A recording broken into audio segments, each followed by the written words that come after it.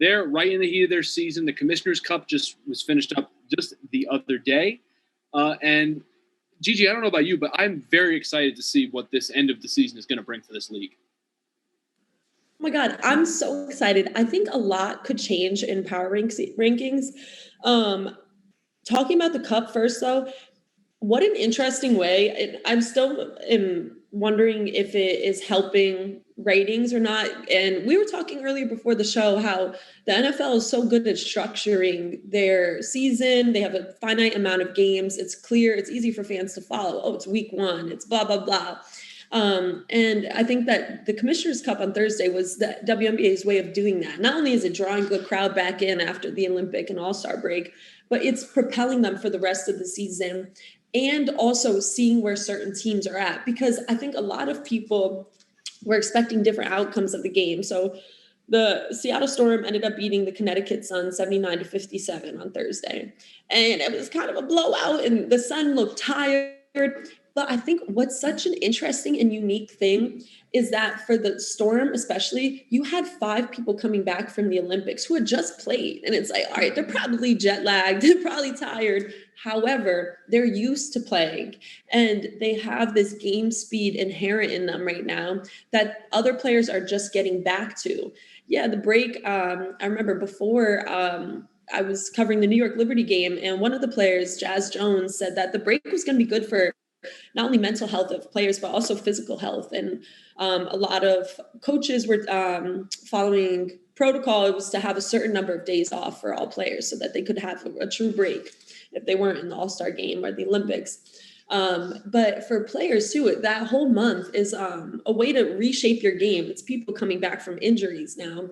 And it's going to set up for the rest of the season because the power rankings now could shift so much. And I'm excited to hear too what you guys think about it, and how much maybe the second half might be different than the first, or what your takeaways are too. I say the one thing, and this is me being a nitpicky person, is I wanted the game to be on cable television. I applaud the effort. Amazon Prime, it's a great little thing, but I think if they allowed it to be on NBA TV, I think that would really do the WNBA a good service because you can pull in even more people. I think that way. But the literal game, I watched it, Gigi. I was, like I said earlier in the show, I was multi-screening between Field of Dreams, the Commissioner's Cup, and doing prep for this show. It was fun. I was enjoying myself. And to me, I think I picked this up. I think this is pretty quick that I picked this up. Breanna Stewart and Sue Bird, they're still unstoppable. And Lloyd, like you add a third person, I don't know who stops that. And even as great as some of these players are, Elena Delle Donne, Breanna Ionescu, who was setting the league on fire pretty much at the beginning of the season. Brittany Griner, who has tremendous name value in the WNBA, and she's also a dominant player. Who stops the Seattle Storm? They're just a really, really good team. I mean, Breanna Stewart is dominant as dominant as it gets. Sue Bird is still really good, even as she ages. She just seems to get better, and she's a great passing player. I think she also has a knack to put points on the board when she has to. But they all play an all-around game. I think Seattle, just the way that they came into the Commissioner's Cup and put their foot down and said, "We're going to win this and the prize money." They absolutely ran the Sun into the ground. I thought from the jump, the Sun looked flat. And again, I'll reiterate this: who is stopping the trio of Stewart, Bird, and Lloyd? They're that good. They're that good. I'm getting speechless because they're just that good. There's no way you can describe how good they are, guys.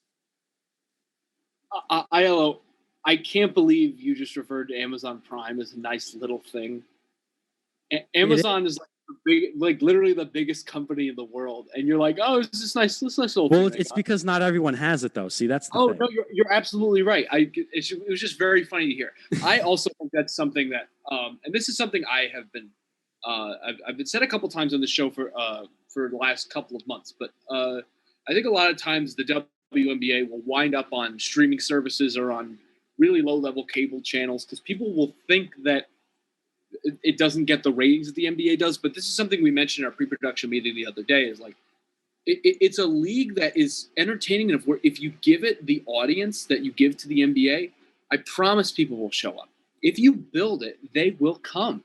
People will watch this. If you give it the right amount of time and energy and space, people are going to watch it.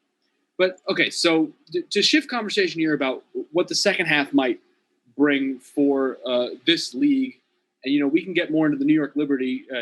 Gigi's assignment here at FUV in a little bit. But Gigi, I'll ask you, because I kind of agree with Aiel here. To me, at this point, this is the Seattle Storm's league to lose. Oh my God. Yeah, it's really hard to doubt those big three, especially seeing them play to the extent they do with the amount of confidence. Their rap sheet of great accomplishments is actually one of the most impressive things all three put together. And like just the swag they exude too is really exceptional. And I think that they are just such culture changers too for the whole team. So it's kind of like, I mean, I don't even know. There's so many big threes in sports history too that you could look back on. It's like, oh my God, like who was going to beat that? That's a juggernaut put together. So I could see that happening. I would argue, though, that the Las Vegas Aces have a real chance to move up. Maybe not to the number one spot just yet, but I think that especially with the dominance that they have and they've had consistently throughout the season, I would say that might be the biggest competition moving forward. In addition to the Chicago Sky, I don't think that the New York Liberty are there yet. There's just too many moving pieces. You can't really rely on Sabrina Ionescu right now as a scorer. You have Betnai Shalini putting up solid points every time for the Liberty, and I'd love to watch them, but it's such a shift from when I think they might move down in their rankings too, because for the rest of their season they're going to be playing harder teams too. And like you said, I'm reporting these games, and the actual environment there is just so different when you have Sue Bird playing, when you have just dominant players there. And it's like, you just can't compete. And also they've been superstars for so long where all the other players are looking up to them. They've wanted to play with them their whole lives.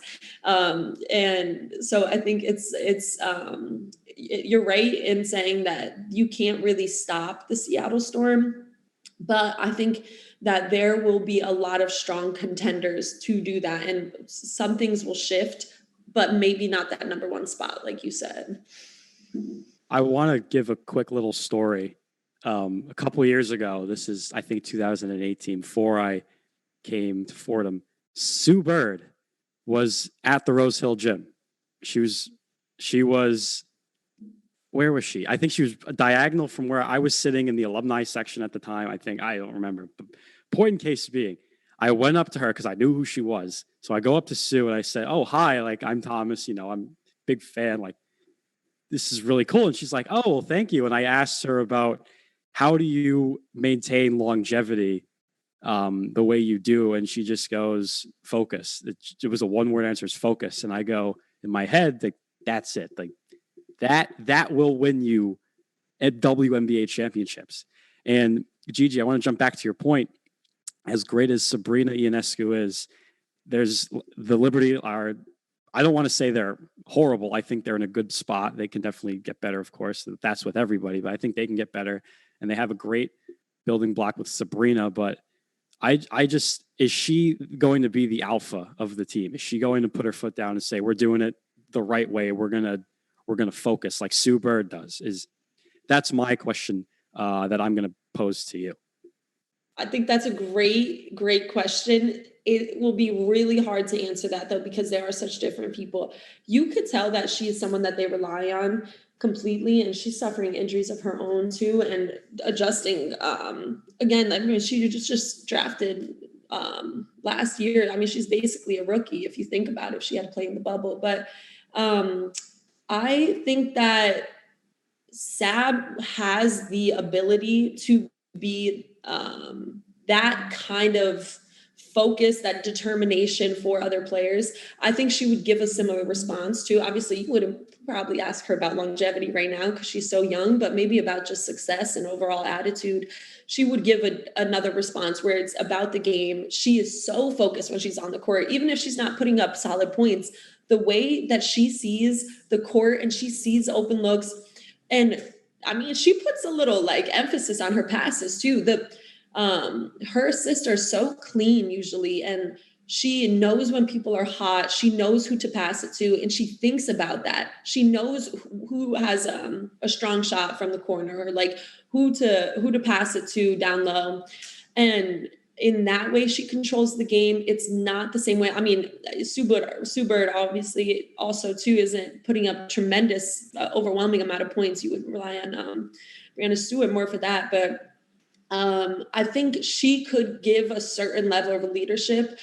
However, it's not a type of leadership that you could actually expect that much out of a young player. I think there are other people on the team too, on the Liberty, I'm saying that that rely on or are relied on for more direction, but she controls the game when she's playing. I don't think necessarily off the court she would be the type of person to influence people's decisions or kind of attitude towards the game completely like Sue Bird would do.